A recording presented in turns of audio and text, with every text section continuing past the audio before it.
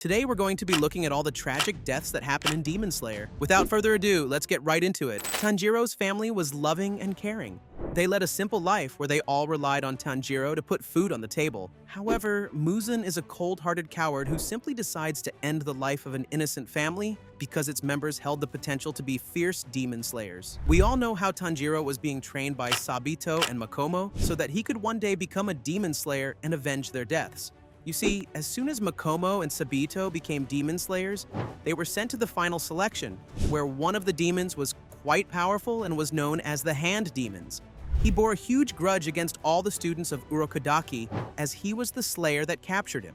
To return the favor, he'd make sure to kill all the students of Urokodaki in the final selection. Tanjiro was the student that made Urokodaki proud. He was the first student that finally slayed the Hand Demon and put an end to the killing streak of the Hand Demon. The Hand Demon had an unusually thick neck, making it hard for new slayers to chop his head off. However, Tanjiro's training pays off his manages to pull of this amazing feat with perseverance. Till the very end, the Hand Demon was bitter with Urokodaki for being captured by him. This demon had an undiagnosed multiple personality disorder and spent most of his days preying upon little girls as he found their blood quite the delicacy. His killing streak comes to an end when he comes across Tanjiro, who takes his head once and for all. Yahaba was also known as the Arrow Demon. He was very loyal to Muzan. His only goal in life? To impress Muzan as much as possible. He aimed to climb the demon corporate ladder and eventually become one of the 12 Kazuki. Naturally, someone as loyal as him pushed young Tanjiro to his limits. He could create invincible arrows that would hurl around Tanjiro at lightning-fast speed, making it extremely hard for him to react. However, despite the odds, Tanjiro managed to take this demon's head with the horizontal water wheel variation of the water-breathing technique. Susumaru is another demon who was very loyal to Muzan and wanted nothing more than to be acknowledged by him. She mentally a child and acted immaturely but with killer intent. This kill by Muzan perfectly elaborates how much of a manipulative narcissist he can be. Susumaru accidentally revealed Muzan's last name, Kibutsuji, and that triggered a curse reaction which killed off Susumaru instantly. Goes to show how she was just a pawn in his long game and nothing more. The horned demon was prideful and confident. However, his pride and lack of caution quickly became his downfall as he underestimated Inosuke, showing a lack of ability to properly size up his opponent before fighting them. The fight ended with Inosuke decapitating the demon's head with his twin swords. The Tongue Demon, as with many others of his kind, was a ruthless being who seemed only to care about eating any and all humans that crossed his path.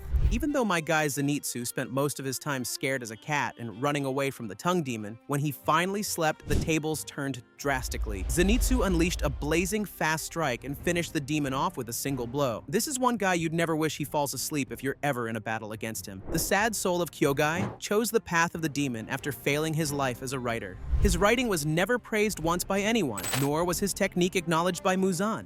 However, he found praise for his skills in writing by Tanjiro, who eventually had to decapitate him. Although in his final moments, he finally found the peace his soul was in search for from the kind-hearted Tanjiro. This is perhaps one of the most peaceful deaths of the series. Spider Mother lived in constant fear and torment for being weaker than expected by her superiors. This caused her to become numb to the pains of others. It's the key reason she could manipulate demon slayers by her string to prolong their suffering. Despite losing her humanity to such a huge extent, she manages to rekindle her emotions of a human in her final moments. This made her death both sad and ironically peaceful in a way since she was very welcoming of it. Just like his battle before this one, he spent most of it crying for his life and wishing that he was stronger. However, just like the last time, he unleashed a spectacle of power as soon as he went to bed. It's revealed that he doesn't know a lot of technique, but he's perfected one form so well that he managed to end this battle in one blow as well. Before the Spider Son could even compute Zenitsu was up to, his head was already decapitated. The Spider Daughter is a hard one to get a hand on because of how cautious she is. In fact, she's a bit of a coward who refrains from taking on fights, but she ended up crossing paths with Shinobu. As one of the Hashira, Shinobu didn't have a hard time with this battle at all. It was pretty much another day at the office for her. It shows how strong Hashira really are considering she is regarded as one of the weakest. Rui was a quasi-calm, aloof, and somewhat polite individual, rarely raising his voice and talking to anyone, demon or demon slayer, with a reasonable tone and vocabulary, though his low and guttural way of speaking seems to imply repressed anger and annoyance. This was an epic battle scene that lasted hardly half a minute, where Giyu just appears on the screen and decapitates Rui's head like a lollipop. This fight wasn't even worth an expression from Giyu, as he just continues with his day after killing Rui. Another episode of the Demon King, killing other smaller demons. You can guess, why would Muzna do that, right? Yup, he considered them to be a waste of resources with no return on investment for his goals. You must be wondering, why kill them? At the end of the day, they're going to fight the Slayers, even if it means dying at their hands for being weak. The thing is, demons like the Lower Moons give younger generation Slayers the aptitude to become stronger. These Lower Moons do nothing but kill the useless Slayers, while giving the potentially great Slayers the chance to exponentially grow due to the struggle to survive. This was something that Muzan could not tolerate. Enmu was the very definition of sadistic. He derived pleasure from inflicting pain on humans. His favorite method of torture was quite unique as well. He'd give people a very pleasant dream before turning them into a nightmare and killing them off. He met his match with the legendary sun breathing, and the user was none other than Tanjiro himself. The sun breathing is a force to be reckoned with, and Enmu just couldn't take the heat, as Tanjiro landed his final blow of sun breathing, decapitating him once and for all. This was indeed one hell of a battle, and earned Rengoku his well-deserved fanbase. Till the very end, he did not lose his composure nor his will to end the battle with Akaza's ability. Honestly, the guy just has way too much energy.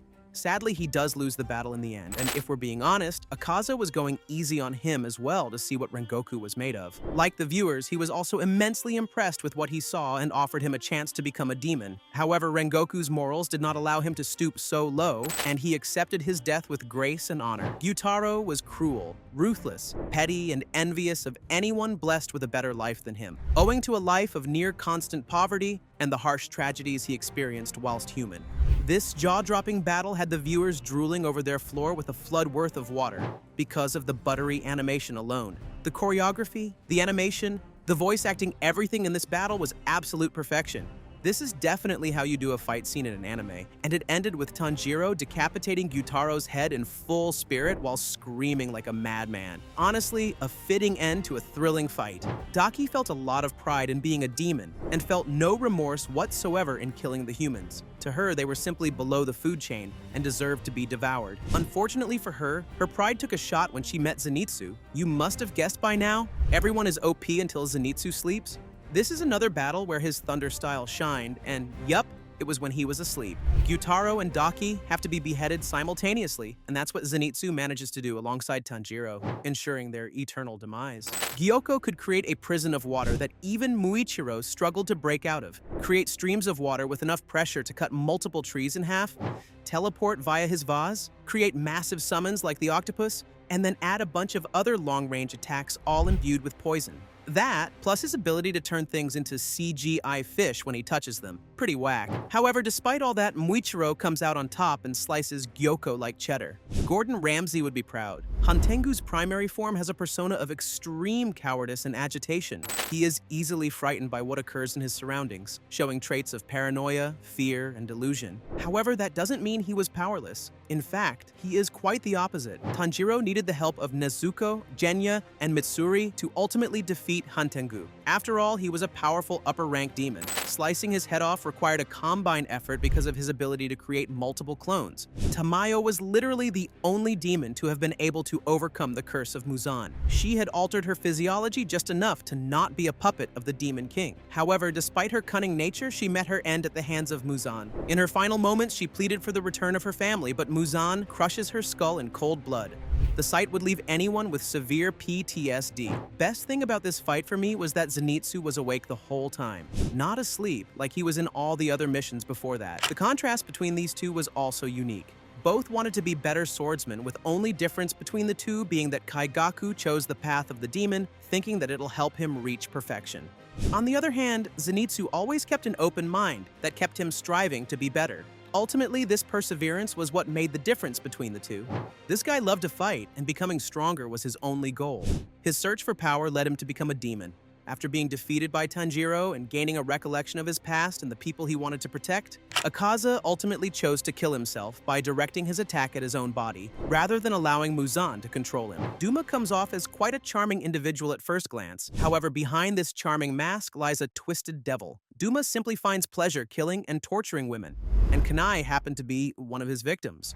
She was the sister of Shinobu. She sets out to seek revenge. After setting out with a plan to kill Duma, things didn't sail Shinobu's way, and she ended up sharing the same fate as her sister. Doma was heavily underused by the author. He should have gotten his own arc, in my opinion. Also, it does not compute with me how Kanao and Inosuke managed to kill him, considering how strong he was. Regardless, this is what happens in the manga, and we're all forced to accept it. I know how Shinobu did poison Duma before being absorbed, but this loss by Duma is still not something I like. Muichiro is an airheaded individual who seems to constantly wander off in thought and is unable to focus on anything. Bro had ADHD before it even became a thing. During their battle in the Infinity Castle arc, Muichiro fights valiantly, even managing to land a critical hit on Kokushibo with the help of his mist breathing techniques. However, Kokushibo's overwhelming strength, speed, and his blood demon art make him nearly impossible to defeat in a one-on-one fight. Genya was initially a foul-mouthed and ill-tempered individual, a lone wolf who refused any help from others and did not show any interest in being polite or having any manners. That does change over time, and he does become stronger as well. Despite his unique ability to consume demon flesh and temporarily gain their powers, Genya was no match for Kokushibo. He fought bravely alongside his brother Sanemi,